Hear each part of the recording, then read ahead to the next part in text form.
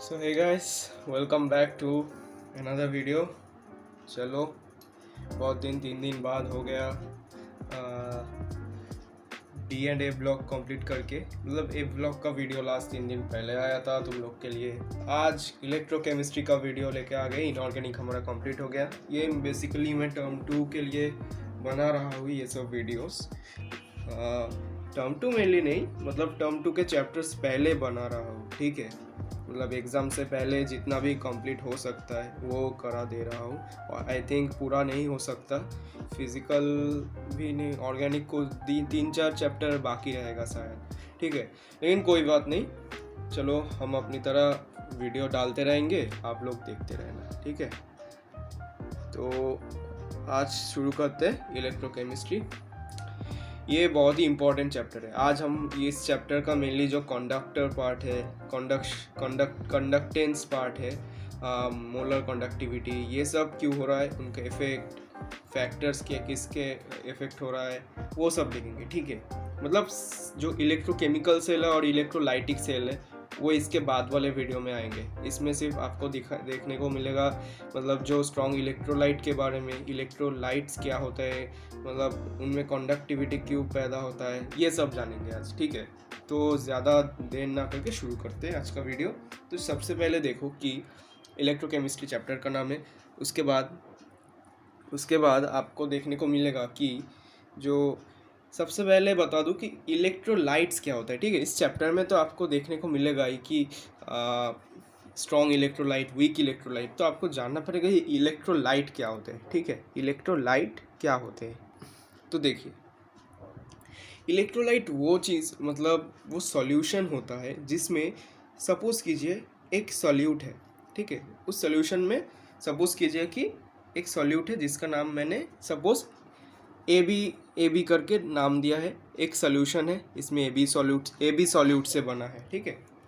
तो इस A B solute जब पार्शियली आयोनाइज होगा या फिर कंप्लीटली आयोनाइज होगा, ठीक है। मतलब समझो, सपोज मैंने ये ए बी सॉल्यूट लिया, ए बी सॉल्यूट, ये जब कम्प्लीटली आयोनाइज कर जाएगा, मतलब देखो कम्प्लीटली आयोनाइज कर रहा है, 100% आयोनाइजेशन हो रहा है, या फिर पार्शियली आयोनाइज हो रहा है, मतलब कि ये फिर से कुछ 50% या 50% से कम, ठीक है, या उससे भी कम हो रहा है, तो मतलब देख लो कि ये पार्शियली आयोनाइज हो रहा है। तो इन जो इस सॉल्यूशन को हम लोग इलेक्ट्रोलाइट कहते हैं, ठीक है। आयनाइज होने से क्या होगा, मतलब क्या, वो चार्ज कैरियर होंगे, उनमें आयंस फ्री रेडिकल्स प्रेजेंट होंगे, जिसमें अगर हम इलेक्ट्रिसिटी पास कराए तो, मतलब जनरली इलेक्ट्रिसिटी नहीं, मतलब वो क्या होगा कि इलेक्ट्रिसिटी प्रोड्यूस कर सकते हैं। अगर इलेक्ट्रिसिटी देंगे तब भी मतलब इलेक्ट्रोलाइसिस होगा। अगर जनरली केमिकल एनर्जी से इलेक्ट्रिक एनर्जी प्रोड्यूस करना चाहेंगे तब भी मतलब इलेक्ट्रोकेमिकल सेल्स में जो होता है वो हो सकता है। तो जनरली हम लोग इलेक्ट्रोलाइट यूज़ करते हैं एज ए सॉल्यूशन, जिससे हमारा वो मतलब कंडक्टिविटी जिससे हो सकता है, ठीक है। मीडियम ऑफ कंडक्टेंस चाहिए ना, तो उसी के लिए हम इलेक्ट्रोलाइट्स एज ए यूज़ करते हैं। तो देखो, इलेक्ट्रोलाइट्स दो प्रकार के होते हैं, ठीक है। इलेक्ट्रोलाइट्स दो प्रकार के होते हैं। एक होता है क्या, स्ट्रॉन्ग इलेक्ट्रोलाइट, एक होता है क्या, वीक इलेक्ट्रोलाइट, ठीक है। तो देखते हैं स्ट्रॉन्ग इलेक्ट्रोलाइट किससे कहा जाता है। स्ट्रॉन्ग इलेक्ट्रोलाइट वो होते हैं जो कम्प्लीटली आयोनाइज हो जाते हैं, ठीक है। मतलब 100% आयोनाइजेशन, 100% पूरा आयोनाइज हो रहा है। जब मैंने कहा था कि ये भी जब एक सॉल्यूट लिया तो वो जब 100% आयोनाइज हो रहा है, इसका मतलब क्या है, वो स्ट्रॉन्ग इलेक्ट्रोलाइट है। उसी तरफ अगर वो ए बी सॉल्यूशन, ठीक है, ए बी सॉल्यूशन जब पार्शियली आयोनाइज हो रहा है तो उसका मतलब वो वीक इलेक्ट्रोलाइट है, ठीक है। तो देखते हैं स्ट्रॉन्ग इलेक्ट्रोलाइट के क्या कैटेगरी से, मतलब कम्प्लीटली आयोनाइज हो रहा है, वीक में पार्शियली आयोनाइज हो रहा है। एग्जाम्पल देख लीजिए, सभी के सभी स्ट्रॉन्ग एसिड्स और स्ट्रॉन्ग बेस जो होते हैं वो सब स्ट्रॉन्ग इलेक्ट्रोलाइट्स होते हैं, ठीक है। अब देखो वीक इलेक्ट्रोलाइट में क्या है, एग्जाम्पल देख लीजिए, ऑर्गेनिक एसिड और ऑर्गेनिक बेस, ठीक है। ऑर्गेनिक एसिड और ऑर्गेनिक बेस, और जो वीक एसिड होते हैं, वीक बेसेस होते हैं, ये सब वीक इलेक्ट्रोलाइट में आते हैं, ठीक है। तो एक बार अंडरलाइन कर लेते क्या क्या पढ़ा हमने। इलेक्ट्रोलाइट्स क्या होते, जो कम्प्लीटली या फिर पार्शियली आयनाइज होते हैं, उन्हें हम इलेक्ट्रोलाइट कहते हैं। जो सॉल्यूट एक्चुअली जो सॉल्यूट पार्शियली या कम्प्लीटली आयनाइज होते हैं। वीक इलेक्ट्रोलाइट क्या क्या होते हैं, वीक इलेक्ट्रोलाइट होते हैं जो पार्शियली आयनाइज होते हैं, जैसे ऑर्गेनिक एसिड्स बेस और weak acid base. Strong electrolytes क्या होते हैं, जो कम्प्लीटली आयनाइज हो रहे हैं, and strong acids base with salts. ठीक है, तो देखो अभी आते ये इलेक्ट्रोलाइट में कंडक्टिविटी या कंडक्टेंस कैसे आता है। सबसे पहले आप लोग फिजिक्स में पढ़े होंगे कि जो कंडक्टेंस है उसका जो मैथमेटिकल फार्मूला होता है, मतलब जनरली कंडक्टेंस क्या आता है, उल्टा होगा रेजिस्टेंस का। ठीक है, रेजिस्टेंस क्या होता है, मतलब एक तरफ से मतलब विरोध करना। ठीक है, मतलब क्या, अपोज करना। रेजिस्टेंस क्या कर रहा है कि इलेक्ट्रिक जो करंट आ रहा है उसको अपोज कर रहा है इस। ठीक है, और कंडक्टिविटी मतलब कंडक्टेंस क्या होता है, उसको मतलब ठीक उसका उल्टा, मतलब कोई अपोज नहीं कर रहा होगा उसको, मतलब फ्लो करने के लिए और भी मतलब ज़्यादा हेल्प कर रहा है। तो जनरली कंडक्टेंस को हम लोग जी या सी से डिनोट करते हैं, मेनली सी से डिनोट करते हैं। वो क्या होता है, 1/r होता है, ठीक उल्टा जैसे। मेनली अगर हम, ये तो सिर्फ मैथमेटिकल फार्मूला है, ठीक है, लेकिन अगर हम इसका मेन डेफिनेशन अगर समझे, मतलब कंडक्टेंस मेनली क्या होता है, तो वो है rate of flow of charge in A electrolyte solution. Generally हम इलेक्ट्रोकेमिस्ट्री पढ़ रहे हैं, हम तो फिजिक्स कोई वायर में नहीं पढ़ रहे या कोई मेटल या कंडक्टर में नहीं पढ़ रहे। जनरली हम लोग इलेक्ट्रोलाइटिक सोल्यूशन के लिए ही पढ़ रहे हैं, इसीलिए हम इसको इलेक्ट्रोलाइटिक सोल्यूशन के रेस्पेक्टिव में पढ़ेंगे। तो conductance is mainly the rate of flow of charge in electrolytic solution. मतलब एक इलेक्ट्रोलाइट सोल्यूशन है जिसमें जो चार्ज के फ्लो हो रहा है उसको, उसका रेट को हम लोग कंडक्टेंस कहते हैं। ठीक है, rate of flow of charge, rate of flow of charge in electrolyte solution. ठीक है, इसे हम क्या कहते हैं, इसे हम कहते हैं कंडक्टेंस। इसका यूनिट बहुत इंपॉर्टेंट है। इसका यूनिट क्या है, जैसे हम रो लिखते हैं ना, रो को उल्टा कर दो, रो, इसका यूनिट है मो या फिर साइमेंस। ठीक है, ठीक उसका उल्टा मो या फिर साइमेंस, एस से डिनोट करते हैं। जनरली आपको क्वेश्चंस में साइमेंस में ही दिया जाएगा एस। ठीक है, तो इलेक्ट्रोलाइटिक कंडक्टेंस किस पे डिपेंड होता है। ठीक है, मतलब क्या क्या, मतलब देखें अगर मेनली ये किस लिए आता है, कंडक्टेंस जो होता है ये किस लिए आता है, मेनली फ्लो ऑफ चार्ज। या फिर फ्लो ऑफ चार्ज का मतलब आयंस होते हैं, जहाँ पर वो मेटल वायर्स या फिर कंडक्टर के मतलब रेस्पेक्ट में अगर हम देखें तो वहाँ पर क्या था, इलेक्ट्रॉन्स के लिए चार्ज पैदा होते थे। ठीक है, मतलब चार्ज कैरिंग वो जो होता है पार्टिकल, वो इलेक्ट्रॉन्स होते हैं, लेकिन यहाँ पर क्या है, आयंस होते हैं, जैसे एनायंस और कैटायंस। और फिर आते कि केमिकल रिएक्शन टेक्स प्लेस, मतलब केमिकल रिएक्शन होता है इलेक्ट्रोलाइटिक सेल्स में। ठीक है, मतलब इलेक्ट्रोकेमिकल सेल्स और इलेक्ट्रोलाइटिक सेल्स दोनों में ही तो केमिकल रिएक्शन होता है। ठीक है, तो वो रिएक्शन क्या आता है, जनरली रेडॉक्स रिएक्शन होता है। एनोड में आपका ऑक्सीडेशन होता है, कैथोड में आपका रिडक्शन होता है। ठीक है, और अगर केमिकल रिएक्शन होगा, रेडॉक्स रिएक्शन होगा, तो आपका ज़रूर से ज़रूर मास चेंज तो होगा ही, मास में डिफेक्ट आएगा आपका। जनरली मास रिड्यूस होगा उधर में, कहीं पे आपका मास गेन होगा, कहीं पे आपका रिड्यूस होगा, यही तो केमिकल रिएक्शन होता है। तो जनरली कंडक्टेंस क्या होता है, जैसे जैसे आपका टेम्परेचर बढ़ेगा कंडक्टेंस आपका बढ़ेगा। ठीक है, फ्लो ऑफ चार्ज कौन कराता है, आयंस कराते। टेम्परेचर बढ़ेगा तो कंडक्टेंस बढ़ेगा। केमिकल रिएक्शन होता है जनरली रेडॉक्स रिएक्शन, जिसके कारण मास रिड्यूस होता है, मास का चेंज आता है। ठीक है, तो चलिए अब देखते हैं कि कौन कौन से फैक्टर कंडक्टेंस में अफेक्ट करता है, कौन कौन से फैक्टर कंडक्टेंस में अफेक्ट करता है। ठीक है, फैक्टर्स अफेक्टिंग कंडक्टेंस। तो सबसे पहला पॉइंट कि कंडक्टेंस क्या होता है, नंबर ऑफ आयंस पे डिपेंड करता है। ठीक है, नंबर ऑफ आयंस पे डिपेंड करता है। देखो, ये देखो कि सपोज करो, एक एग्जांपल देख लो, जहाँ पर मैंने ये एग्जांपल दिया कि सपोज तुम्हारे पास HCl दिया गया है और H2SO4 दिया गया है। अगर हम इनको आयोनाइज कर दे मतलब क्या आएगा, 2H प्लस और SO4 2 माइनस H2SO4 के लिए, ठीक है, 2H प्लस H2SO4 माइनस, मतलब देखो हाइड्रोजन का 2 एटम है, H प्लस 2 एटम है, SO4 एक है, मतलब क्या यहाँ पर 3 एटम्स 3 आयन्स है ना, एटम्स नहीं सॉरी आयन्स है, हाइड्रोजन का 2 आयन, SO4 का 2 आयन, तो इसका मतलब 3 आयन्स है। वहीं पे अगर हम HCl को आयनाइज करें तो वहाँ पर H प्लस आयन और Cl माइनस सिर्फ 2 आयन है, तो इसका मतलब कंडक्टेंस किसका ज़्यादा होगा, H2SO4 का ज़्यादा होगा।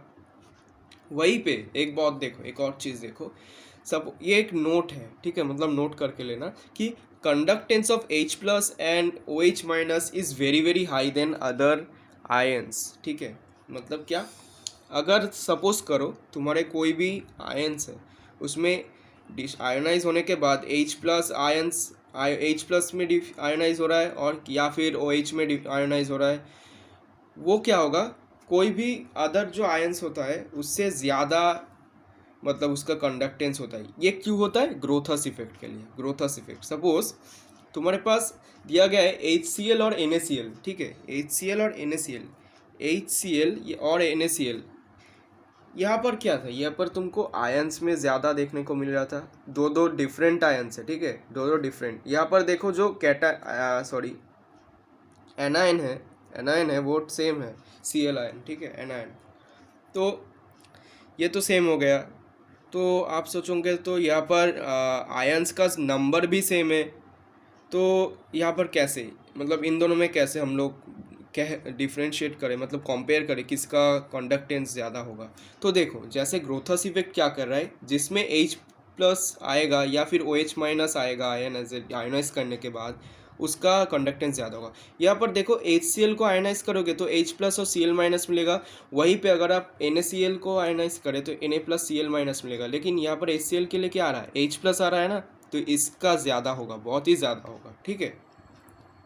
इसीलिए ये मतलब इसको डिफाइन करते हैं ग्रोथस इफेक्ट से, ठीक है, इसको ग्रोथस इफेक्ट से हम लोग डिफाइन करते हैं।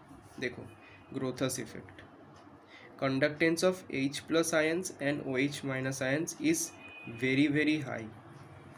ये क्यों होता है, ये क्यों होता है, ग्रोथस इफेक्ट के लिए, ठीक है, ग्रोथस इफेक्ट सब मैं मार्क कर दे रहा हूँ, आप लोग को PDF मिल जाएगा, टेलीग्राम के ग्रुप पे ज्वाइन कर लीजिएगा, डिस्क्रिप्शन में आपको लिंक मिल जाएगा।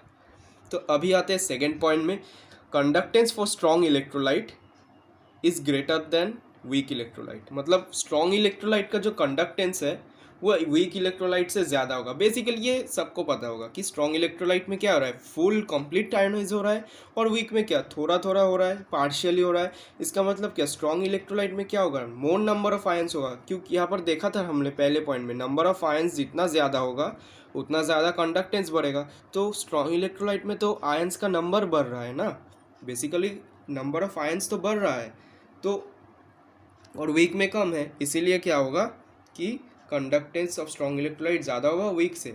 वहीं पे देखो थर्ड नंबर पॉइंट में ये देखो कि कंडक्टेंस जो होता है वो क्या होता है, कंडक्टेंस जो होता है वो क्या होता है, इलेक्ट्रोस्टैटिक फोर्स से इन्वर्सली प्रोपोर्शनल होता है। मतलब क्या, इलेक्ट्रोस्टैटिक फोर्स क्या होता है, Q1/Q2/R²। अगर हम इन्वर्सली कर दें तो R²/Q1 Q2 होता है। मतलब बेसिकली क्या होता है कि चार्ज के इन्वर्सली प्रोपोर्शनल होता है, और जो साइज होता है साइज से डायरेक्टली प्रोपोर्शनल होता है।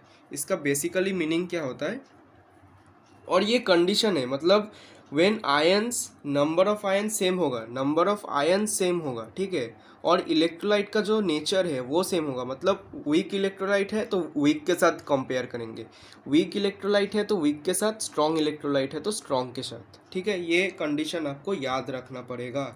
और यहाँ पर जो साइज होता है ना वो हम लोग गैस आयंस लेते हैं, मतलब नेकेड आयन जो भी हो। सपोज करो आपके पास सोडियम प्लस है, Mg2+ है, Al3+ है। जैसे जैसे यहाँ पर देखो आयंस नंबर डिफरेंट हो रहा है, या फिर आप बोल सकते हो कि चार्ज बढ़ रहा है, चार्ज बढ़ रहा है, मतलब हमने देखा था कि चार्ज के साथ ये क्या हो रहा है, कंडक्टेंस का इन्वर्सली प्रोपोर्शनल हो रहा है चार्ज के साथ। तो देखो देखो मतलब 3+ इसमें ज़्यादा चार्ज है, मतलब कंडक्टेंस इसका कम होगा। यहाँ पर Mg2+ है, मतलब Al3 के कंपैरिजन में Mg का थोड़ा कंडक्टेंस ज़्यादा होगा। और यहाँ पर देखो Na+ है, तो इन मतलब कि Al3 और Mg2+ से Na का सबसे ज़्यादा होगा। इसके लिए देखो डिक्रीजिंग ऑर्डर में दिया गया है। अभी देखो सपोज कि तुम्हारे पास चार्ज सब सेम दिया है, मतलब जो चार्ज है ना, चार्ज होता है वो सब सेम है, तब आप कहोगे यहाँ पर तो चार्ज सेम हो गया कि हम लोग अभी कैसे बताए कि मतलब कंडक्टेंस किसका ज़्यादा होगा। तो देखो मैंने बताया कि साइज़ भी है ना, साइज से साथ डायरेक्टली प्रोपोर्शनल होता है। तो देखो सपोज करो यहाँ पर ये हैलोजेंस दिया गया, हैलोजेंस में आपके पास आयोडीन का सबसे ज़्यादा बड़ा साइज़ होता है, ठीक है, और सबसे छोटा फ्लोरीन के पास। तो जैसे जैसे देखो आयोडीन, ब्रोमीन, क्लोरीन, फ्रोमीन, वही फ्लोरीन फ्लोरीन सॉरी क्या बोल रहा हूँ मैं। तो जैसे साइज़ डिक्रीज कर रहा है, मतलब क्या बताऊँ मैं, साइज़ यहाँ पर ऐसा डिक्रीज नहीं दिखाया गया है, मतलब मैंने इस ऑर्डर में रखा जिससे आपको देख समझने में आसानी हो। देखो आयोडीन का ज़्यादा बढ़ा है, इसका मतलब कंडक्टेंस आयोडीन का ज़्यादा होगा, ब्रोमीन का ज़्यादा होगा, फिर क्लोरीन, फिर फ्लोरीन, फ्लोरीन का सबसे कम, फिर क्लोरीन का, फिर ब्रोमीन का, फिर आयोडीन का। मतलब क्या, चार्ज अगर सेम हो जाए तो हम लोग साइज पे डिपेंड करेंगे, ठीक है। अभी आते हैं फोर्थ पॉइंट में, ठीक है, फोर्थ पॉइंट में आ जाओ। सबसे ये देखो ये लाइन में थोड़ा दगा दो, चार्ज इंक्रीजिंग मतलब कंडक्टेंस डिक्रीजिंग, सेम चार्ज, ठीक है, but size of gas ions is directly proportional, ठीक है, डायरेक्टली प्रोपोर्शनल। अभी आ जाओ फोर्थ पॉइंट में। फोर्थ पॉइंट बहुत ही इंपॉर्टेंट पॉइंट है, फोर्थ पॉइंट बहुत ही इंपॉर्टेंट पॉइंट है, बहुत इंपॉर्टेंट पॉइंट। देखो कंडक्टेंस जो होता है वो इन्वर्सली प्रोपोर्शनल किसके साथ होता है, कॉन्सेंट्रेशन के साथ, और डायरेक्टली प्रोपोर्शनल होता है डाइल्यूशन के साथ। मतलब क्या, इसका मतलब देखो कंडक्शन मतलब डाइल्यूशन क्या होता है, डाइल्यूशन जनरली क्या होता है, वाटर मिलाना, पानी मिलाना, ठीक है। डाइल्यूशन का मतलब क्या होता है, पानी मिलाना ना। तो जब आप डाइल्यूशन करोगे तो आयंस के बीच में जो डिस्टेंस है वो इंक्रीज करेगा। देखो आयंस के बीच में डिस्टेंस इंक्रीज करेगा, क्यों करेगा, और इस डिस्टेंस के बीच मतलब आयंस के बीच डिस्टेंस इंक्रीज करना, देखो on dilution the distance between ion increases, ठीक है। और इस डिस्टेंस जब इंक्रीज करेगा तब उनका रेट ऑफ फ्लो बढ़ जाएगा, ठीक है। क्यों बढ़ जाएगा, देखो सपोज करो आप एक ट्यूब में 3 आयंस रख दिए, ठीक है, 3 आयंस नहीं 3 पार्टिकल रख दिए, मतलब उस ट्यूब में अगर 3 पार्टिकल्स और ज़्यादा मतलब पानी भर दीजिए उसमें ज़्यादा फ्लो, मतलब उस ट्यूब में से वो तीनों पार्टिकल, बहुत छोटा ट्यूब है, जितना उसका जो फ्लो होगा जितना होगा, मतलब स्पीड जितना होगा, अगर उस ट्यूब में छोटे ट्यूब में सिर्फ एक पार्टिकल रख दीजिएगा, उसका स्पीड जितना होगा मतलब फ्लो जितना होगा वो बहुत ही कम होगा, ठीक है। मतलब जिसमें 3 पार्टिकल रखे उसका जो फ्लो होगा वो कम होगा ना जनरली, एक जिसमें एक रखे हो, क्योंकि जिसमें 3 रखे हो या फिर 4 रखे हो, मतलब जितना ज़्यादा होगा उसमें क्या होगा, कलिशन हो जाएगा, कलिशन होने से क्या होगा, फ्लो कम हो जाएगा ना। जनरली क्या होता है, डिक्रीज होता रहता है उसका रेट ऑफ फ्लो। और जिसमें सिर्फ एक है मतलब वो इजीली मूव कर पाएगा, उसमें क्या होता है आपका कॉलिशन नहीं होगा ना, इसलिए क्या होता है रेट ऑफ फ्लो डाइल्यूशन के वजह से ज़्यादा हो जाता है, क्योंकि कोलिशन कम हो जाता है और डिस्टेंस बढ़ जाता है। इसीलिए क्या होता है, वीक इलेक्ट्रोलाइट्स में डिग्री ऑफ डिसोसिएशन इंक्रीज करता है, ठीक है। मतलब सॉरी ये मैंने गलत बोल दिया कि स्ट्रॉन्ग इलेक्ट्रोलाइट्स के लिए तो डिस्टेंस बढ़ रहा है आयंस के बीच में, इसीलिए क्या होता है उनके कंडक्टेंस बढ़ जाता है। लेकिन उसी तरफ अगर आप वीक इलेक्ट्रोलाइट के लिए देखें, उनका जो कंडक्टेंस बढ़ता है, ये क्यों बढ़ता है, क्योंकि आप डिग्री ऑफ डिसोसिएशन बढ़ रहा है। समझिए, इस बात को समझिए सब। देखिए, स्ट्रॉन्ग इलेक्ट्रोलाइट्स जो होते हैं ना, वो तो कम्प्लीटली आयोनाइज हो रहा है, कम्प्लीटली आयोनाइज हो रहा है। अगर आप सपोज आप देखो, ये एक कंटेनर है, सपोज ये एक कंटेनर है, ये एक, मैं पेंसिल से ही दिखा रहा हूँ आपको, एक सेकेंड रुक चाहिए। सपोज करो ये एक कंटेनर है, इसमें सपोज करो कि ए बी सॉल्यूट है, एक सोल्यूशन है, इलेक्ट्रोलाइटिक सोल्यूशन जिसमें ए बी सॉल्यूट है।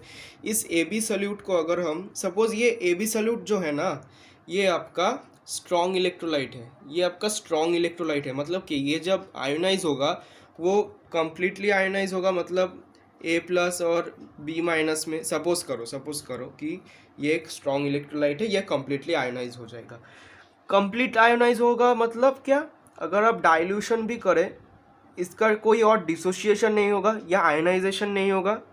इसीलिए जब इसमें इतना अमाउंट ऑफ पानी था, सपोज ये इतना अमाउंट ऑफ इलेक्ट्रोलाइट था पहले, और ये आयंस बहुत कॉम्पैक्टली यहाँ पर थे, ठीक है, सपोज कॉम्पैक्टली थे।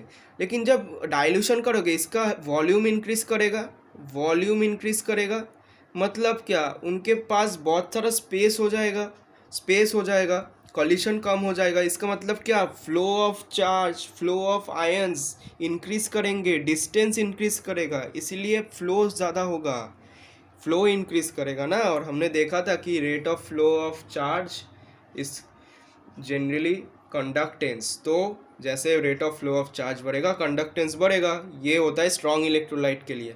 और वीक इलेक्ट्रोलाइट में क्या होता है, पार्शियली होता है डिसोशिएट, आयोनाइज। तो अब जब डाइल्यूशन करोगे उसका डिसोशिएशन ज़्यादा होगा, पानी मिला दोगे तो उसका डिसोशिएशन हो जाएगा ना और ज़्यादा, ठीक है, और ज़्यादा डिसोसिएशन हो जाएगा। इसके लिए क्या, डाइल्यूशन के साथ डायरेक्टली प्रोपोर्शनल है, जितना डाइल्यूशन करोगे उसका क्या होगा, कंडक्टेंस बढ़ेगा और कंसंट्रेशन जनरली कम हो जाएगा। डाइल्यूशन करने से क्या, कंसंट्रेशन कम होता है, इसका मतलब कंडक्टेंस ऑटोमेटिकली बढ़ेगा। समझ गए आप, स्ट्रॉन्ग इलेक्ट्रोलाइट के लिए क्यों बढ़ता है, वीक के लिए क्यों बढ़ता है। तो चलिए नेक्स्ट पेज में अभी देखो। और सबसे लास्ट पॉइंट कि आपका कंडक्टेंस टेम्परेचर के साथ इंक्रीज़ करता है। जैसे मैंने बोला, टेम्परेचर में क्या होता, इंक्रीज़ करने से क्या होगा, जो आयंस है वो ज़्यादा वाइब्रेट करेंगे और ज़्यादा फास्ट मूव करेंगे, ठीक है। तो इसीलिए क्या होगा, आपका फ्लो ऑफ आयंस बढ़ जाएगा, रेट बढ़ जाएगा, तो ऑब्वियसली आपका कंडक्टेंस बढ़ जाएगा, ठीक है। तो चलिए देखते हैं, अभी आते हैं कंडक्टिविटी में। कंडक्टिविटी जनरली क्या होता है, देखो कंडक्टिविटी क्या होता है, कंडक्टेंस क्या था, rate of flow of charge in electrolytic solution. अभी कंडक्टिविटी क्या होता है, कंडक्टिविटी होता है rate of flow of charge in 1 centimetre cube volume of electrolytic solution. देखो सपोज के बाद छोड़ो, सब समझो, इस बात को समझो। ये क्या है, rate of flow of charge, rate of flow of charge in electrolytic solution. इसका मतलब क्या है, कंडक्टेंस है, और बीच में सिर्फ क्या हो गया, 1 सेंटीमीटर क्यूब वॉल्यूम ऐड हो गया। मतलब क्या, कंडक्टेंस ऑफ इलेक्ट्रोलाइटिक सोल्यूशन पर सेंटीमीटर क्यूब वॉल्यूम। इसका मतलब जनरली ये है, मतलब 1 सेंटीमीटर क्यूब वॉल्यूम में आपका जितना कंडक्टेंस होगा उसी को हम कंडक्टिविटी कहते हैं। सपोज देखो, ये एक सॉल्यूशन है इलेक्ट्रोलाइटिक, इस पूरे सॉल्यूशन में जो कंडक्टेंस होगा, इस पूरे सॉल्यूशन में जो rate of flow of charge होगा उसको हम कंडक्टेंस कहेंगे। पूरे सॉल्यूशन में rate of flow of charge को क्या कहेंगे, कंडक्टेंस कहेंगे ना। सपोज ये एक सेमी क्यूब है, मतलब ये एक पर्टिकुलर इतना वॉल्यूम में, इतना एक सेमी क्यूब वॉल्यूम में हम लोग कंडक्टेंस निकालना चाहते हैं। इस पर्टिकुलर एक सेमी क्यूब वॉल्यूम में जितना कंडक्टेंस होगा वही होगा कंडक्टिविटी। क्या मैं आपको समझा पाया, कंडक्टेंस को अगर हम पर्टिकुलरली 1 सेंटीमीटर क्यूब वॉल्यूम में मापे, वैल्यू निकाले एक इलेक्ट्रोलाइटिक सोल्यूशन में, अगर उस इलेक्ट्रोलाइटिक सोल्यूशन के 1 सेंटीमीटर क्यूब वॉल्यूम का कंडक्टेंस अगर हम निकाले, उसी को हम कंडक्टिविटी कहते हैं। Conductance in 1 centimetre cube volume of an electrolytic solution is called conductivity. बहुत आसानी से आपको समझा दिया सिंपल वर्ड्स में। अगर आपको फिर भी समझ नहीं आया आप मुझे कमेंट में बता सकते हैं, मैं आपको लिख के बता दूंगा, ठीक है। तो जनरली मैथमेटिकल फार्मूला क्या होता है, ये आपका मैथमेटिकल फार्मूला। कंडक्टिविटी को मेनली आप किससे डिनोट करते हैं, कप्पा से, के, ये के है, कप्पा कहते हैं इसे, कप्पा, ठीक है। इंपॉर्टेंट फार्मूला है, मैथमेटिकल फार्मूला। जैसे कंडक्टेंस का फॉर्मूला क्या होता है, C = 1/r, वैसे ही कंडक्टिविटी का क्या होगा, 1/ρ, रेजिस्टिविटी, 1/रेजिस्टिविटी, ठीक है। अभी देखते कि कंडक्टिविटी और कंडक्टेंस में क्या रिलेशन है। देखो जैसे हमने क्लास मतलब 12 में और 10 में भी समझा था कि रेजिस्टेंस के साथ रेजिस्टिविटी का क्या रिलेशन है, R = ρl/a। यहाँ पर क्या होगा, K कप्पा = C × l/a। यहाँ पर क्या होता है, ये कप्पा जो है इसी को हम कंडक्टिविटी कहते हैं।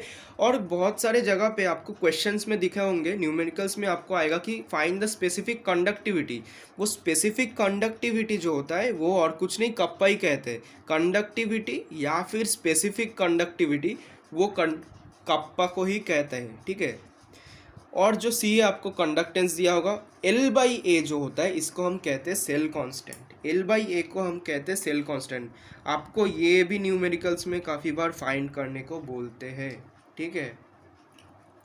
ये भी कई बार फाइंड करने को बोलते हैं कि find the cell constant, find the cell constant. आपको रेजिस्टेंस दिया जाएगा और आपको कंडक्टेंस दिया जाएगा, सॉरी कंडक्टेंस नहीं, कप्पा दिया जाएगा, तो उससे आपको सेल कांस्टेंट को फाइंड करना पड़ेगा। इसका यूनिट क्या होता है कंडक्टिविटी का, कंडक्टिविटी का यूनिट होता है साइमेंस सेंटीमीटर इनवर्स, साइमेंस सेंटीमीटर इनवर्स, ठीक है, साइमेंस सेंटीमीटर इनवर्स। अभी आ जाओ इस चैप्टर का बहुत ही इम्पॉर्टेंट पार्ट शुरू होने वाला है, मोलर कंडक्टिविटी, इक्विवेलेंट कंडक्टिविटी, ये सब, ठीक है। डाइल्यूशन का क्या इफेक्ट होता है, इन्फेक्टर क्या होता है, ये सब अभी हम पढ़ेंगे। तो बहुत ही ध्यान से सुनना, इस जगह से बहुत ही ध्यान से सुनना, ये बहुत ही इम्पोर्टेंट पार्ट है इस चैप्टर का, बहुत ही इम्पोर्टेंट पार्ट है, ठीक है, बहुत ही इम्पोर्टेंट पार्ट है इस चैप्टर का। तो देखो देखो क्या होता है, मैंने क्या बोला था अभी अभी, कंडक्टेंस क्या होता है, rate of flow of charge in an electrolytic solution, ठीक है। Rate of flow of charge in an electrolytic solution is called conductance. अगर वही कंडक्टेंस हम अगर 1 सेंटीमीटर क्यूब वॉल्यूम में उसी इलेक्ट्रोलाइटिक सोल्यूशन के 1 सेंटीमीटर वॉल्यूम में अगर फाइंड करें तो उसको हम क्या कहते हैं, उसको हम कहते हैं कंडक्टिविटी। अभी देखो मोलर कंडक्टेंस या मोलर कंडक्टिविटी क्या होता है, दोनों सेम ही चीज़ है। अगर हम rate of flow of charge 1 molar electrolytic solution में फाइंड करें उसी को हम कहते हैं मोलर कंडक्टेंस और molar conductivity. That is the rate of flow of charge in 1 molar electrolytic solution. ये देखो 1 मोलर इलेक्ट्रोलाइटिक सोल्यूशन, 1 मोलर, ये बहुत ही इंपॉर्टेंट लाइन है। यही लाइन आपका पूरा डेफिनेशन चेंज कर देता है, ठीक है। 1 molar electrolytic solution is called conductivity, मतलब sorry molar conductivity, 1 molar electrolytic solution, ठीक है, 1 मोलर। इसको हम कहते हैं क्या, मोलर कंडक्टेंस। इसको हम कहते हैं मोलर कंडक्टेंस या फिर मोलर कंडक्टिविटी। तो देखो इसका फॉर्मूला क्या होता है, फॉर्मूला क्या होता है मोलर कंडक्टेंस या फिर मोलर कंडक्टिविटी, आप जो भी बोलो, इसका फॉर्मूला क्या होता है। देखो मोलर कंडक्टेंस या मोलर कंडक्टिविटी को हम लोग क्या से रिप्रेजेंट करते हैं, लैम्डा एम से। लैम्डा ऐसे भी लिख सकते हो या फिर जैसे आप लिखते हो, मतलब लैम्डा ऐसे भी लिख सकते हो लैम्डा, या फिर ऐसे लिख सकते हो, कोई बात नहीं, एक ही चीज़ है, आप दोनों तरह से रिप्रेजेंट कर सकते हो। तो क्या होता है formula, lambda M is equal to kappa into 1000, मतलब 10⁻³ डिवाइडेड बाई एम, मतलब मोलारिटी या फिर concentration of that solution. Molarity क्या होता है? कॉन्सेंट्रेशन ही तो होता है ना,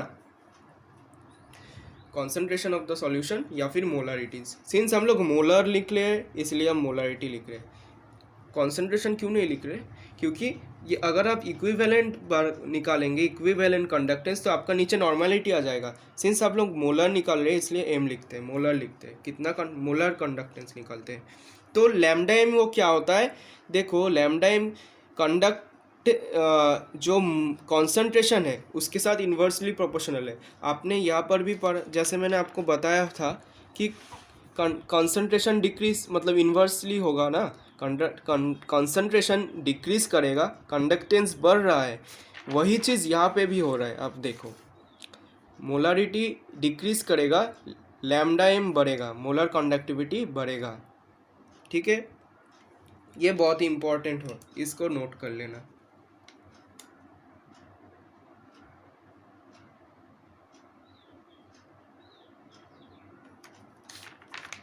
ठीक है, तो इसका यूनिट क्या है? यूनिट क्या है? देखो यूनिट होता है क्या आपका, कप्पा का क्या होता है? साइमन होता है, साइमन्स होता है, और 1000 तो वैसे कांस्टेंट है। साइमन सेंटीमीटर इनवर्स होता है, कप्पा का Simon centimetre inverse.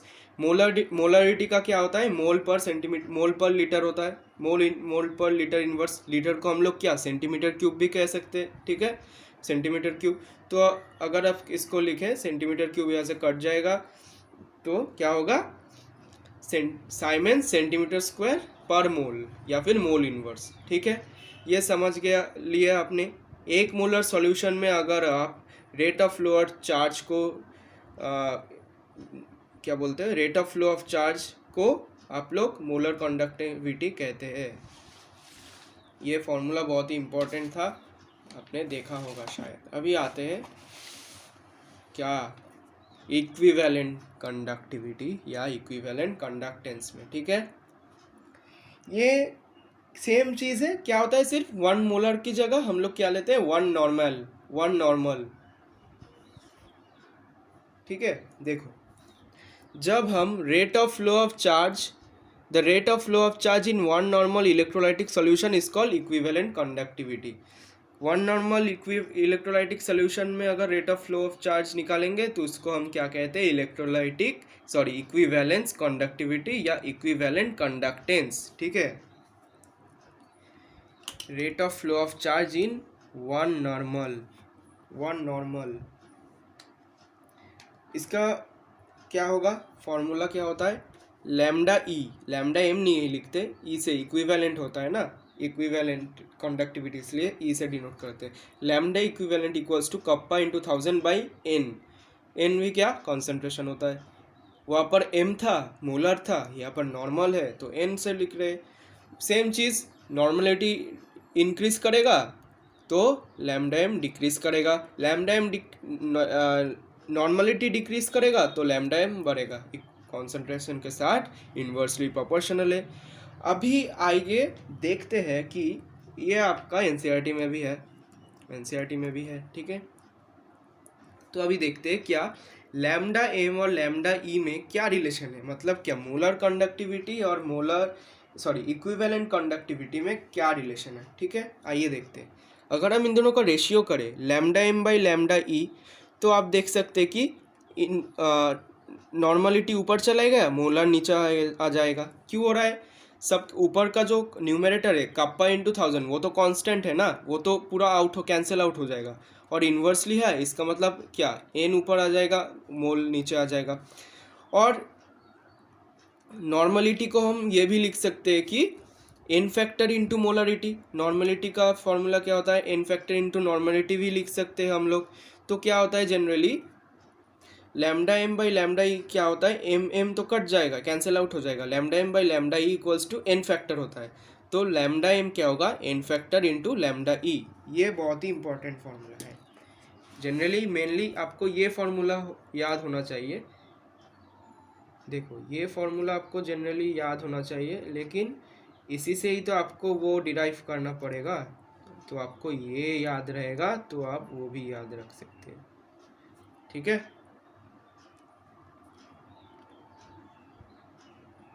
Lambda M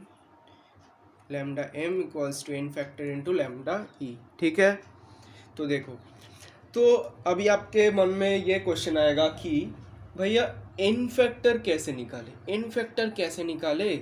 तो देखो, एन फैक्टर क्या होता है, जो भी आपका आयन दिया हो, सपोज वो कैटायन है या फिर एनायन दिया गया हो, उसका जो चार्ज होगा, मतलब पॉजिटिव चार्ज ऑफ कैटायन जो होगा वही उसका एन फैक्टर होगा।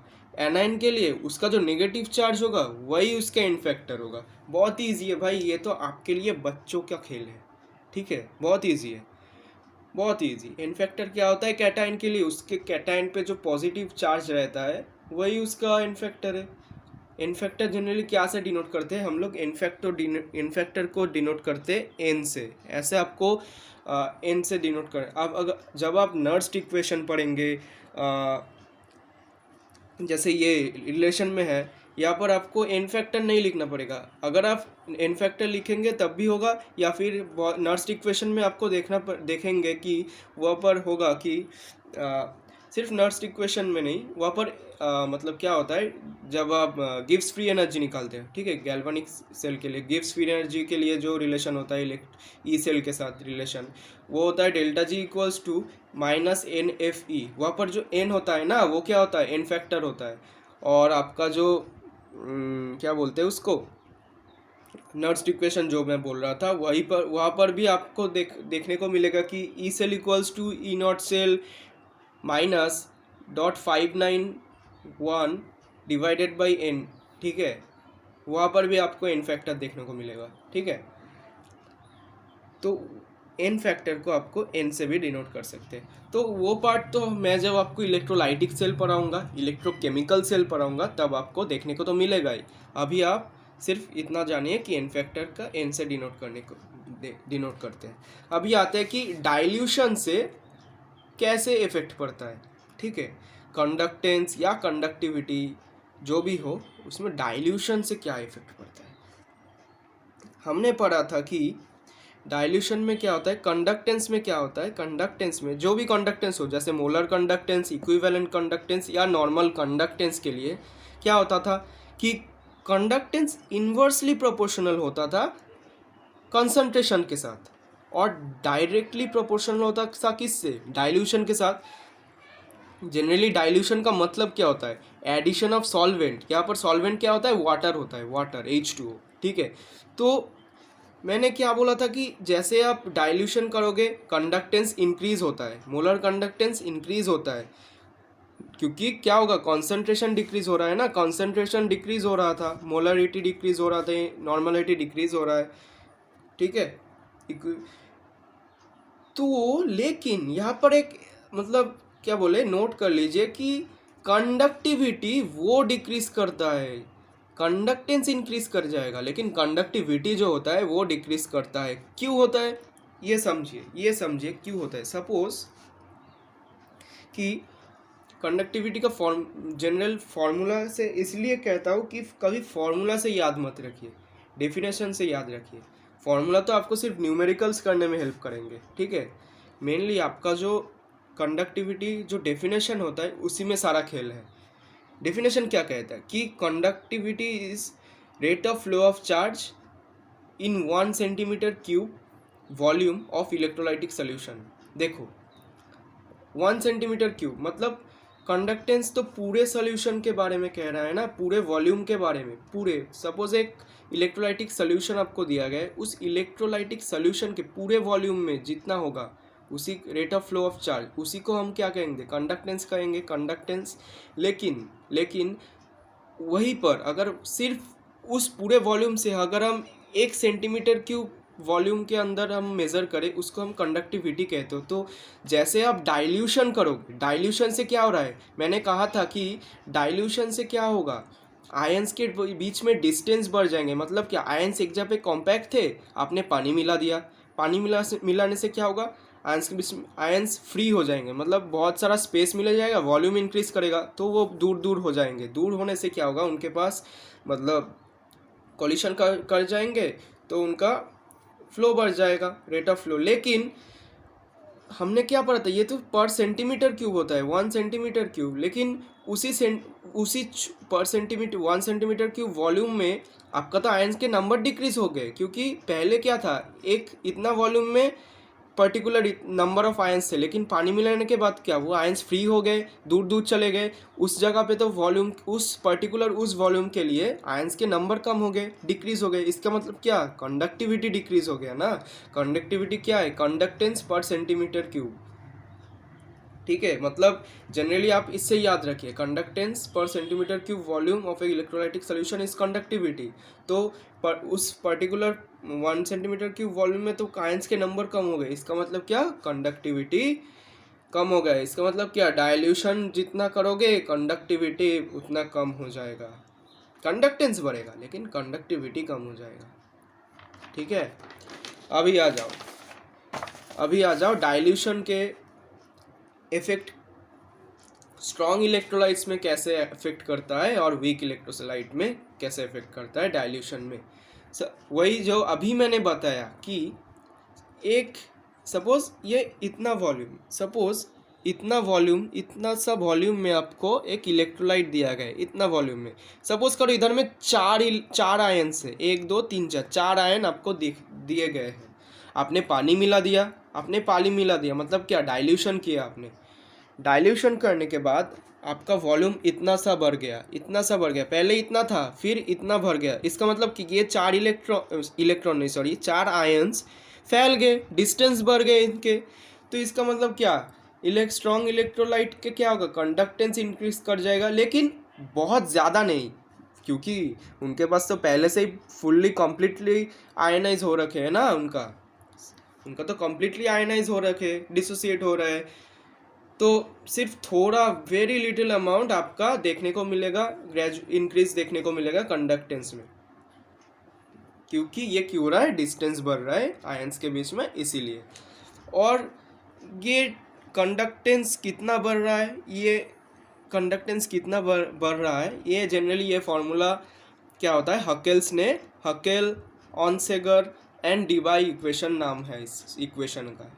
इन तीनों ने मिलकर ये इक्वेशन बनाया कि आपका जो lambda M at finite dilution, मतलब वी वॉल्यूम में अगर डाइल्यूशन करोगे और ये इनफाइनाइट डाइल्यूशन में करोगे तो क्या होगा, वो minus A B root concentration.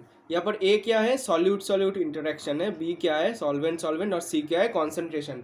मतलब क्या बोल रहा है, जैसे ये सी जैसे जैसे जीरो की तरफ टेंड करेगा, मतलब अप्रोच करेगा, मतलब सॉल्यूशन कॉन्सेंट्रेशन जैसे कम होते रहेगा जीरो की तरफ, तब क्या होगा, ये फाइनाइट जो डाइल्यूशन था वो क्या होगा, वो इनफाइनाइट डाइल्यूशन की तरफ बढ़ने लगेगा। ठीक है, molar conductivity at finite dilution क्या होगा, तब वो इनफाइनाइट डाइल्यूशन की तरफ अप्रोच करेगा। ठीक है, इसी इनफाइनाइट डाइल्यूशन को आप किस तरह से लिख सकते हैं कि लैम्डा एम इन्फिनिटी साइन दे सकते हैं या फिर डॉट दे सकते हैं। ठीक है, इसी को आप लिमिटिंग मोलर कंडक्टिविटी भी कहते हो या molar conductivity at infinite dilution भी बोलते हो। ये लैम्डा एम क्या हो जाएगा, फिर लैम्डा एम इन्फिनिटी हो जाएगा। ठीक है, मतलब जैसे कॉन्सेंट्रेशन जीरो हो जाएगा तब ये दोनों इक्वल हो जाएंगे। ठीक है, यह जनरली एक फॉर्मूला है, आप मतलब स्ट्रॉन्ग इलेक्ट्रोलाइट्स में कितना बढ़ रहा है वो कैलकुलेट करने के लिए। ठीक है, तो अभी देखो वीक इलेक्ट्रोलाइट के लिए क्या होता है। वीक इलेक्ट्रोलाइट के लिए क्या होता है, जो एक कोलराश लॉ है।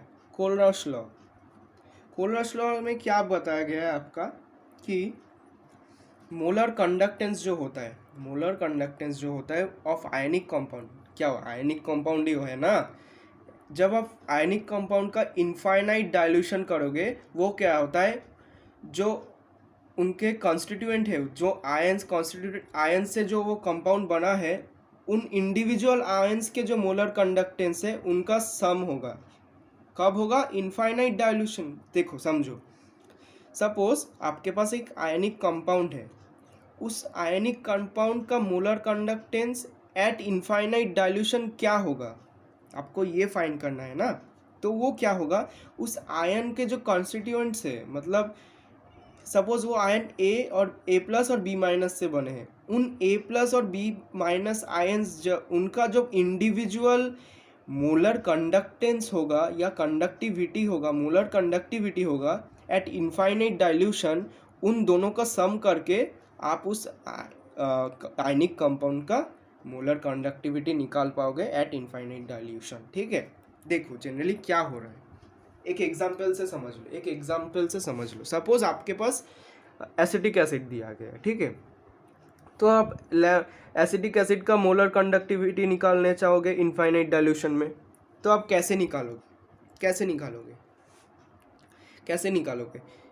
एसीटेट आयन का molar conductivity at infinite dilution plus H plus ion के इनफाइनाइट डाइल्यूशन मोलर कंडक्टिविटी निकालो, इन दोनों को सम करो तो आपको ये मिल जाएगा।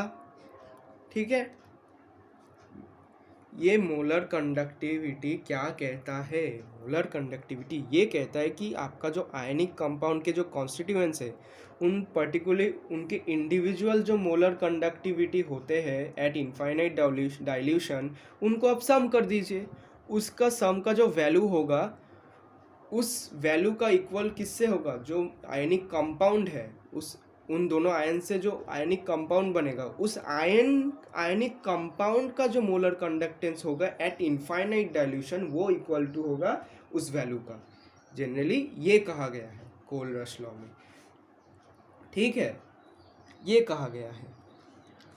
ये मोलर कंडक्टिविटी जो आयंस के होते हैं ना एट इनफाइनाइट डाइल्यूशन, वो डिपेंड नहीं करते उनके पेरेंट मॉलिक्यूल। मतलब क्या?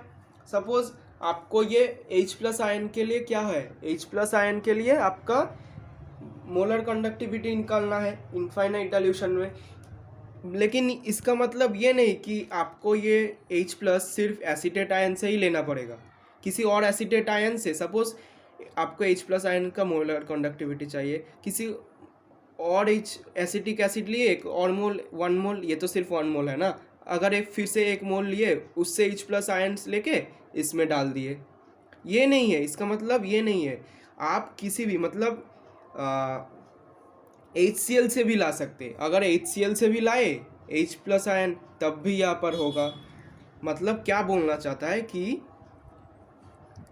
देखिए, eight infinite dilution the conductance of ion is constant. ठीक है, मतलब क्या, जो भी आयंस के आप लैम्डा मोलर कंडक्टिविटी निकालना चाहोगे इनफाइनाइट सॉल्यूशन डाइल्यूशन में, वो जिस आयंस के भी लिए ही निकालना चाहिए। मतलब आप जिस आयंस के लिए ही निकाले, वो आप किसी भी आयंस से, मतलब आयनिक कंपाउंड से ला सकते हैं। मतलब ये नहीं कि पर्टिकुलर जिस आयनिक कंपाउंड के लिए ला रहे हैं उसी आयनिक कंपाउंड से डिसोसिएट करके वो आयन लाएंगे आप।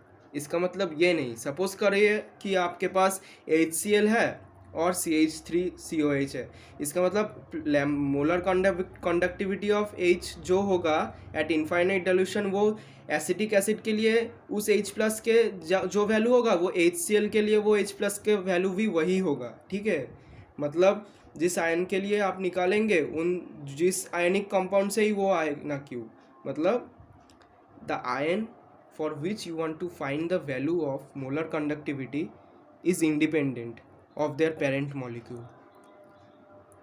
ठीक है, समझे आप? क्या मैं आपको समझा पाया? क्या मैं आपको समझा पाया? At infinite dilution, the molar conductivity of a particular ion does not depend on its parent molecule. It can be from any ionic compound or any molecule. The value will be same for the particular ion, the value will be same for that particular ion for any compound। ठीक है, ठीक है, I think I have made you understand. मैं आपको समझा पाया हूँ ये। अभी देखो कोल-रश लॉ से कैसे एप्लीकेशन करते हैं। सपोज जो मैंने अभी बताया, एक क्वेश्चन देख लो। सपोज आपके पास molar conductivity of acetic acid है। ठीक है, मतलब आपको फाइंड क्या करना पड़ेगा? Molar conductivity of acetic acid. आपको किस किस का मोलर कंडक्टिविटी दिया है? HCl का दिया गया है, वो क्या है? X1। Molar conductivity of sodium acetate, ठीक है, ये सब इनफाइनाइट डाइल्यूशन में है, ठीक है। कोलरॉश लॉ सिर्फ इनफाइनाइट डाइल्यूशन में वर्क करता है।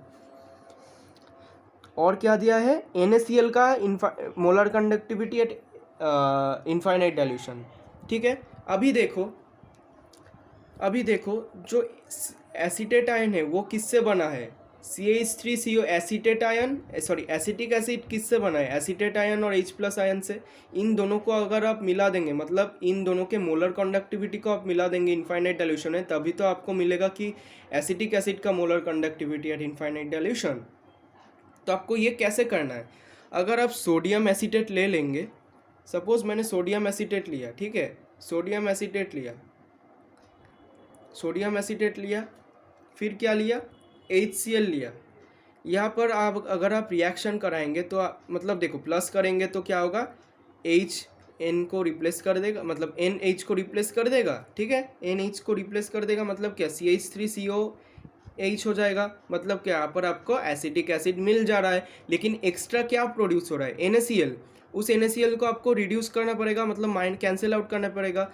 तो आप क्या करेंगे, यहाँ पर आपको NaCl का मोलर कंडक्टिविटी दिया है इनफाइनाइट डाइल्यूशन में, उससे माइनस कर देंगे, सिंपल मैथमेटिक्स है। तो इसका मतलब क्या है, x1 + x2 में प्लस करने से हमको क्या मिलेगा, एसिटिक एसिड का molar conductivity at infinite dilution, और उससे अगर हम x3 माइनस कर देंगे तो हमको मिल जाएगा एक्चुअल वैल्यू, NaCl रिड्यूस हो जाएगा वहाँ पर से, ठीक है, समझे आप। अभी देखिए आपको एक कंपाउंड दिया गया है AXBY, ठीक है। अगर हम आपको इसको डिसोसिएट करेंगे, देखो इसको मैं डिसोसिएट करके दिखाता हूँ क्या होगा। इसको डिसोसिएट करेंगे तो XaY प्लस YBX- ये आएगा, इसको डिसोसिएट करके ये वैल्यू आएगा। तो अगर हम इस कंपाउंड का मोलर कंडक्टिविटी निकालेंगे इनफाइनाइट डाइल्यूशन में, तब हम क्या करेंगे, ये कितना है, x इंटू मतलब XA है, ठीक है, तो हम क्या करेंगे, x से इसका मल्टीप्लाई कर देंगे, मोलर कंडक्टिविटी A का जो भी होगा उससे हम x से मल्टीप्लाई करेंगे, क्योंकि x मॉलिक्यूल्स है। वही तरफ अगर हम B के लिए देखें, यहाँ पर y नंबर ऑफ B है, तो y से मल्टीप्लाई कर देंगे। ये molar conductivity at infinite dilution है, लेकिन equivalent conductivity at infinite dilution, इसमें जो मॉलिक्यूल्स है उसका मल्टीप्लिकेशन नहीं होता, सिंपली आप molar equivalent conductivity of A eight infinite dilution plus equivalent conductivity of B eight infinite dilution करेंगे, तो आपको equivalent conductivity of infinite dilution of AXBY जो कंपाउंड दिया गया एट इनफाइनाइट डाइल्यूशन आपको मिल जाएगा, ठीक है।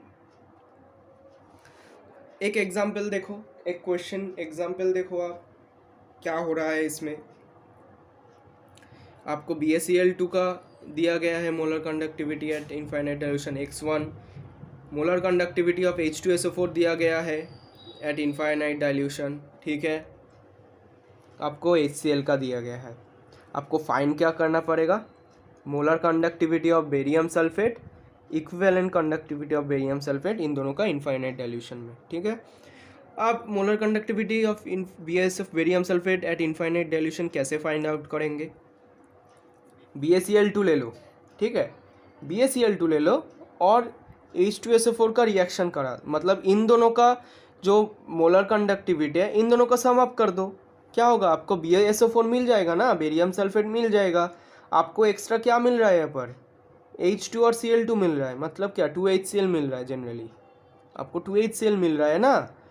तो यहाँ पर क्या है, लैम्डा HCl दिया गया, आपका तो 2 मोल का नहीं दिया गया, तो आप क्या करोगे, -2HCl कर दोगे, मतलब lambda m molar conductivity of HCl eight infinite dilution into 2 कर दोगे, सिर्फ माइनस करो, आपका HCl रिड्यूस हो जाएगा, हो गया तो आपका। तो अभी देखो आप लैम्डा E मतलब equivalent conductivity at infinite dilution कैसे निकालोगे। आपको एक फॉर्मूला दिखाया था मैंने कि जो lambda m by lambda E होता है वो n फैक्टर होता है, मतलब क्या, लैम्डा एम क्या होगा, N factor into lambda E होता है, तो लैम्डा ई क्या होगा, lambda M by N factor, molar conductivity है बाई एन फैक्टर, तो वही किया ना, molar equivalent conductivity of BaSO4 equals to molar conductivity of BaSO4 at infinite dilution by N factor, आपको आंसर मिल जाएगा। ठीक है, तो इन छोटे छोटे फॉर्मूलाज को आपको याद रखना पड़ेगा। ठीक है, ये बहुत ही इंपॉर्टेंट होते हैं। अभी आते हैं कि वीक इलेक्ट्रोलाइट के डिग्री ऑफ डिसोसिएशन कैसे फाइंड करेंगे आप।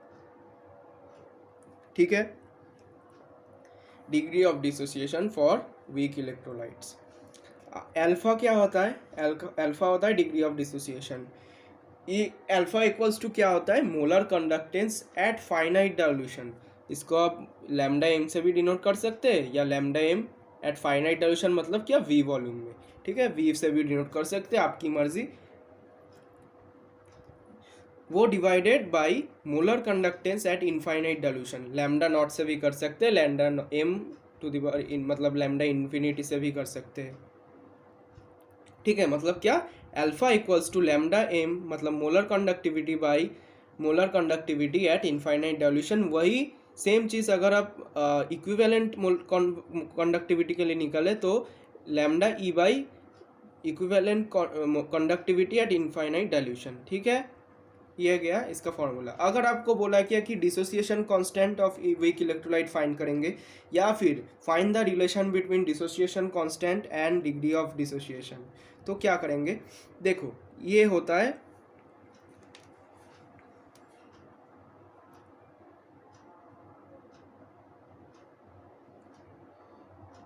मेनली, ये फॉर्मूला होता है रिलेशन।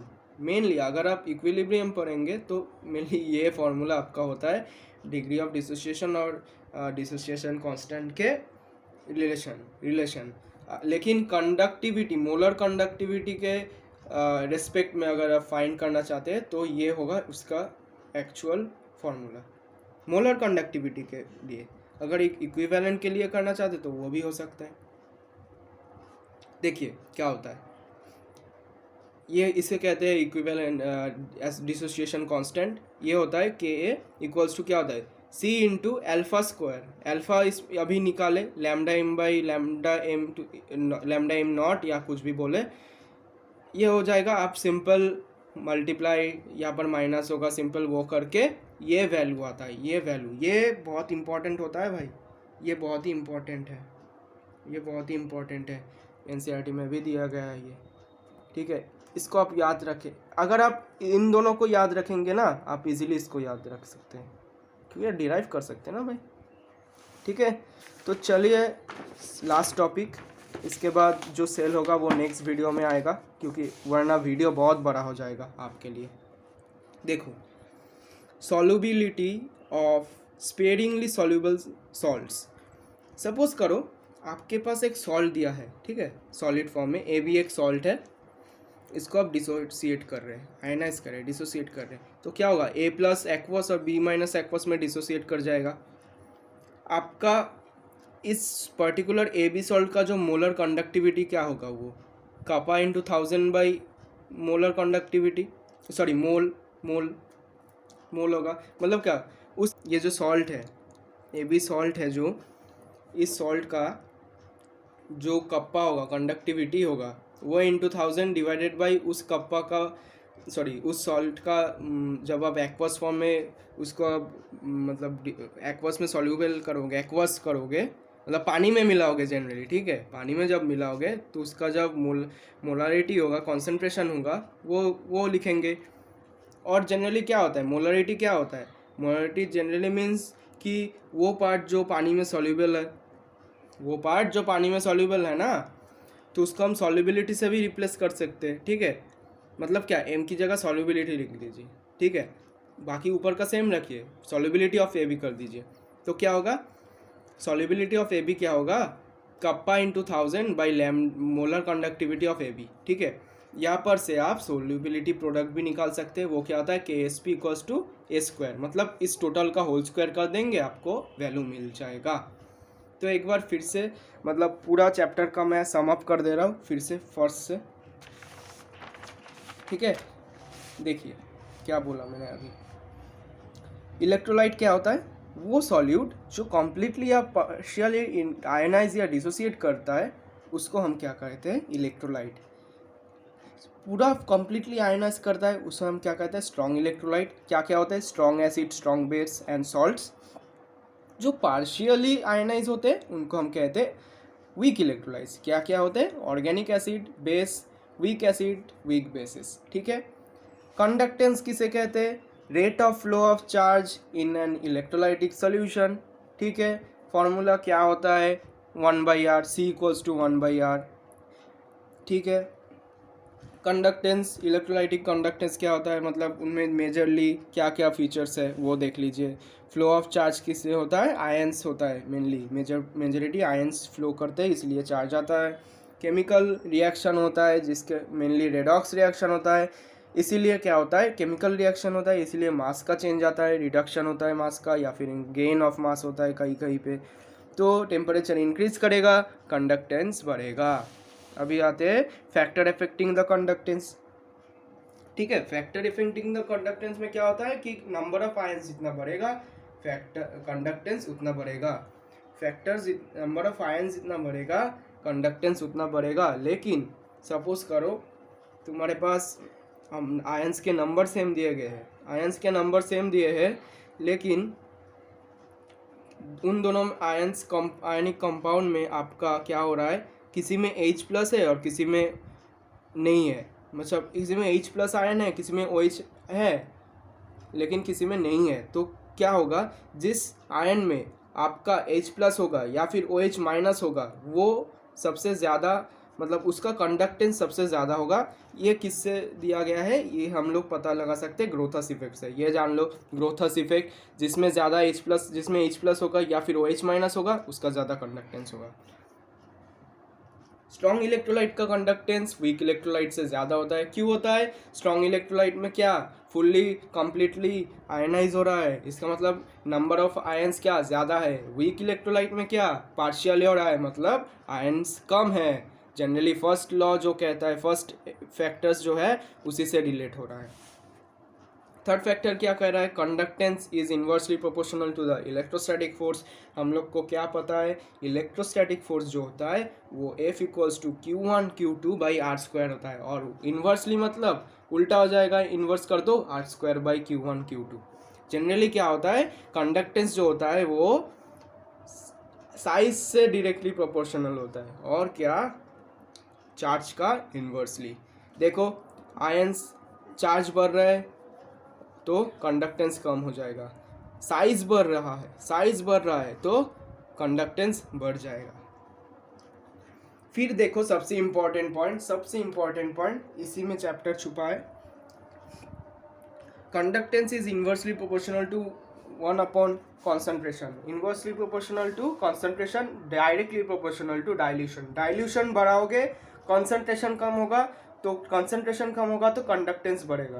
कंसंट्रेशन कम होगे मतलब डाइल्यूशन कर रहे हो तो कंडक्टेंस बढ़ेगा। ठीक है।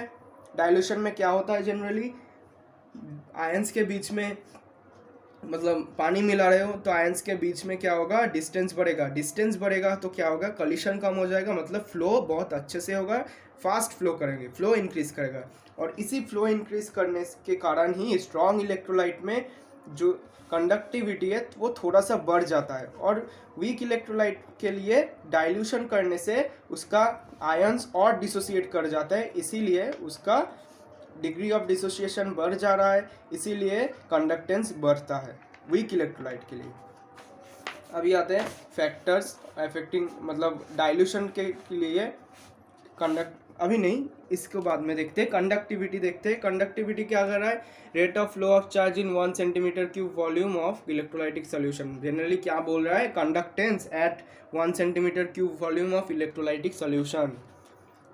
Rate of flow of charge in electrolytic solution conductance, लेकिन वही रेट ऑफ चार्ज अगर 1 cm वॉल्यूम के लिए निकाले उसी इलेक्ट्रोलाइटिक सोल्यूशन के लिए, उसको हम कंडक्टिविटी कहते हैं। कंडक्टिविटी हम लोग उसका मैथमेटिकल फॉर्मूला क्या है? Kappa equals to 1/ρ। ठीक है, जस्ट उल्टा रेजिस्टिविटी का।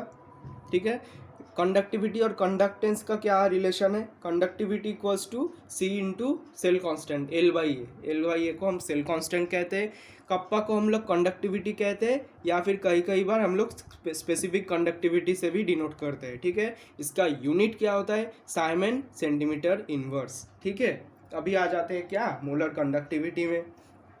मोलर कंडक्टिविटी क्या होता है? जनरली मोलर कंडक्टिविटी होता है जब rate of flow of charge, the rate of flow of charge in 1 molar electrolytic solution, this is called molar concentration. 1 molar electrolytic solution में जो rate of flow of charge क्या होता है उसी को हम मोलर कंडक्टिविटी कहते हैं। इसका मैथमेटिकल फॉर्मूला देख लो आप, lambda M molar conductivity equals to kappa into 1000 divided by molarity, या फिर आप मोलरिटी को आप ये भी बोल सकते हो कॉन्सेंट्रेशन। इसी से हम लोग क्या देख सकते हैं कि कॉन्सेंट्रेशन जैसे इन्वर्सली प्रोपोर्शनल है। उस पहले वाले फैक्टर में आपने देखा था कि डाइल्यूशन बढ़ाओगे कॉन्सेंट्रेशन कम होगा, तो वही है ना, मतलब मोलरिटी डिक्रीज होगा तो लैम्डा बढ़ेगा, लैम्डा एम। यूनिट क्या होता है? यूनिट होता है Simon centimetre square inverse, mole inverse. ये मैंने थोड़ा गलत लिख दिया वहाँ पर, वो स्लैश नहीं होगा वहाँ पर। अभी आते हैं इक्विवेलेंट कंडक्टिविटी। इक्विवेलेंट कंडक्टिविटी क्या होता है? Rate of flow of charge in 1 normal electrolytic solution. 1 normal electrolytic solution में rate of flow of charge को इक्विवेलेंट कंडक्टिविटी कहते हो। फॉर्मूला क्या होता है? Lambda e equals to kappa into 1000 divided by n. मतलब क्या, मोलरिटी की जगह एम था, यहाँ पर एन बैठा दो, एन हो जाएगा, तभी आपका क्या इक्विवेलेंट कंडक्टिविटी हो जाएगा। सेम नॉर्मलिटी के साथ इन्वर्सली प्रोपोर्शनल, मतलब कॉन्सेंट्रेशन के साथ इन्वर्सली प्रोपोर्शनल। यूनिट क्या होता है? Siemens centimetre square equivalent inverse. Normality का यूनिट क्या होता है? इक्विवेलेंट पर सेंटीमीटर क्यूब। तो इसका मतलब वही से हमको ये यूनिट मिल जाएगा। अभी देखते हैं मोलर कंडक्टिविटी और इक्विवेलेंट कंडक्टिविटी में क्या रिलेशन है। देखो, मोलर कंडक्टिविटी और इक्विवेलेंट कंडक्टिविटी में एन बाई एम होता है, और नॉर्मलिटी का जो ये होता है, नॉर्मलिटी इक्वल्स टू हमको पता है कि एन फैक्टर इंटू एम, तो n factor into m by m, m cut जाएगा तो lambda M by lambda equals to क्या? N factor. तो जनरली हम उसको और सिंप्लीफाई करके अगर लिखे तो lambda m equals to n factor into lambda e. ठीक है, एन फैक्टर कैसे निकालते हैं हम लोग? एन फैक्टर निकालते हैं, कैटायन के लिए जो एन फैक्टर होता है वो होता है उस कैटायन का जो पॉजिटिव चार्ज होता है वही उसका एन फैक्टर होता है। उस एनायन के लिए जो एन फैक्टर होता है, उस एनायन का जो नेगेटिव चार्ज है वही उसका एन फैक्टर होता है। अभी आते हैं डाइल्यूशन में। डाइल्यूशन में क्या होता है? डाइल्यूशन में होता है कि addition of solvent. Addition of solvent क्या मतलब? वाटर ऐड करना। ठीक है, डाइल्यूशन करोगे कॉन्सेंट्रेशन डिक्रीज होगा, कंडक्टेंस ज़्यादा होगा।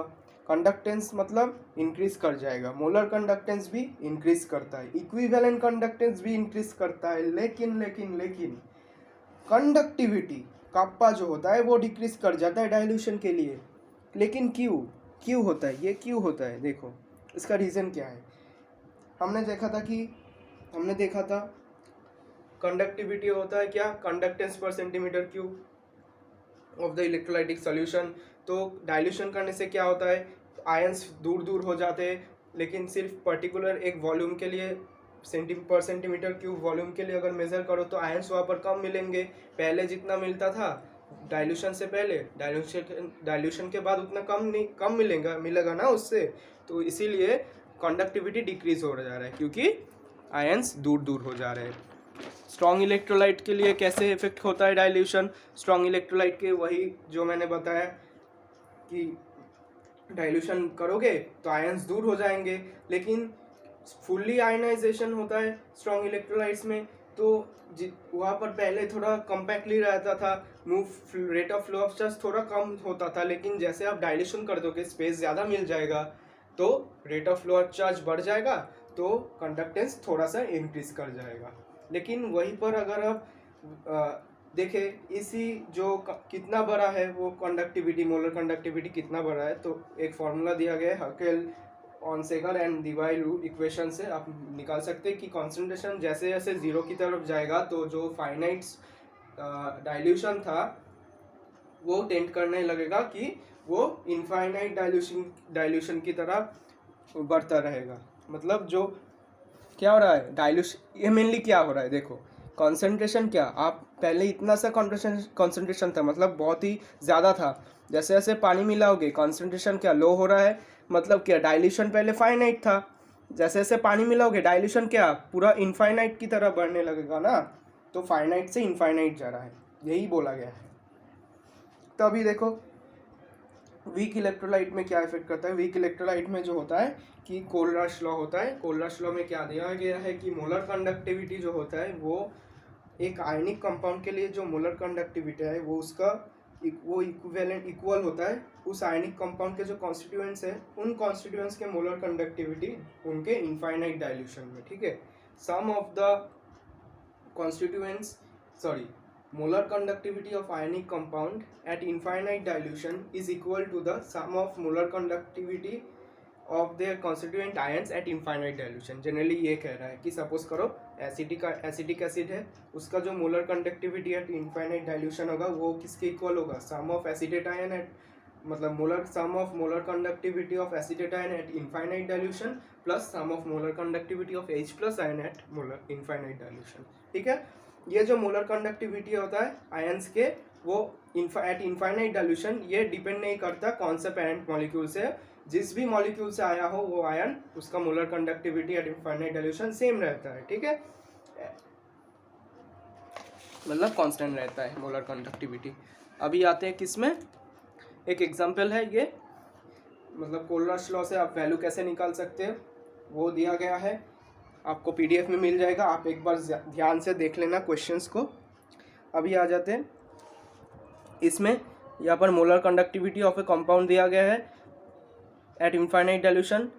पहले आप डिसोशिएट करेंगे, उसका जो x नंबर ऑफ मॉलिक्यूल्स है वो x से मल्टीप्लाई कर देंगे मोलर कंडक्टिविटी को, उसके बाद y नंबर से b को मल्टीप्लाई कर देंगे। लेकिन इक्विवेलेंट के लिए ये नहीं होते, इक्विवेलेंट के लिए सिर्फ प्लस कर देंगे, ठीक है, सिर्फ प्लस कर देंगे। अभी आ जाते हैं degree of dissociation weak electrolyte में। Degree of dissociation of alpha से डिनोट करते हैं, ये होता है molar conductance at finite dilution divided by molar conductance at infinite dilution. और इक्विवेलेंट के लिए equivalent conductivity at finite dilution divided by equivalent conductivity at infinite dilution, ये होता है degree of dissociation of weak electrolyte. अभी अगर आपको बोले कि डिसोसिएशन कांस्टेंट निकाले ऑफ वीक इलेक्ट्रोलाइट्स, या फिर आपको अगर बोले कि find the relation between dissociation constant and degree of dissociation with respect to molar conductivity या फिर इक्विवेलेंट कंडक्टिविटी, तो आप इस फार्मूला से, ये मेन फार्मूला होता है इक्विलिब्रियम के, पढ़े होंगे क्लास 11 में, इसी फार्मूला को यहाँ पर अल्फा निकालने होंगे डिग्री ऑफ डिसोसिएशन, इस अल्फा को यहाँ पर वैल्यू बैठा देंगे और फिर वैल्यू पुट करने के बाद आपको मिल जाएगा रिलेशन, ठीक है। अभी लास्ट में solubility product, sparingly soluble salts के क्या होता है, अगर आपका एक सॉल्ट दिया गया है इसको आप डिसोसिएट करेंगे, उस सॉल्ट का अगर आप मोलर कंडक्टिविटी निकाले तो जनरली क्या होता है मोल के कप्पा इंटू 1000 बाई मोल, उस मोल क्या, मोल मतलब क्या, मोल मतलब बेसिकली होता है वो पार्ट जो वाटर में सॉल्युबल होता है, तो इस मोल को हम लोग सॉल्युबिलिटी से रिप्लेस कर सकते हैं, ठीक है। तो उसी सॉल्युबिलिटी को हम निकालेंगे। अगर आपको सॉल्युबिलिटी प्रोडक्ट पूछता है तो K solubility product equals to solution, वो सॉल्युबिलिटी का स्क्वायर हो जाता है, ठीक है। जनरली ये है। नेक्स्ट वीडियो में आपको इलेक्ट्रोकेमिकल सेल्स, इलेक्ट्रोलाइटिक सेल्स, गैल्वेनिक्स, जो नर्स इक्वेशन है, गिब्स फ्री एनर्जी का क्या रिलेशन है, सब मिल जाएगा नेक्स्ट वीडियो में। तब तक आप ये वीडियो ठीक से देखें, मैंने बहुत ही इजी तरीके से आपको इलेक्ट्रोकेमिस्ट्री समझा दिया है। ये इलेक्ट्रोकेमिस्ट्री बहुत ही इजी चैप्टर है, ठीक है, बहुत इजी चैप्टर है। जितना आपको केमिकल काइनेटिक्स इजी लगता है उससे भी ज़्यादा इजी है। केमिकल काइनेटिक्स थोड़ा सा टफ है, वो जो रेट ऑफ ऑर्डर मतलब फर्स्ट ऑर्डर रिएक्शन से 0 ऑर्डर, उस जगह में आपको थोड़ा प्रॉब्लम होगा। लेकिन इलेक्ट्रोकेमिस्ट्री जितना आप समझते हैं कि वो बहुत टफ है, लेकिन ये बहुत ही ईजी चैप्टर है, ठीक है। मैंने बहुत ही ईजी रखने की कोशिश की है, इसको आप देखेंगे आपको समझ आ जाएगा। तो चलिए इस वीडियो को यहीं पे ख़त्म करते हैं।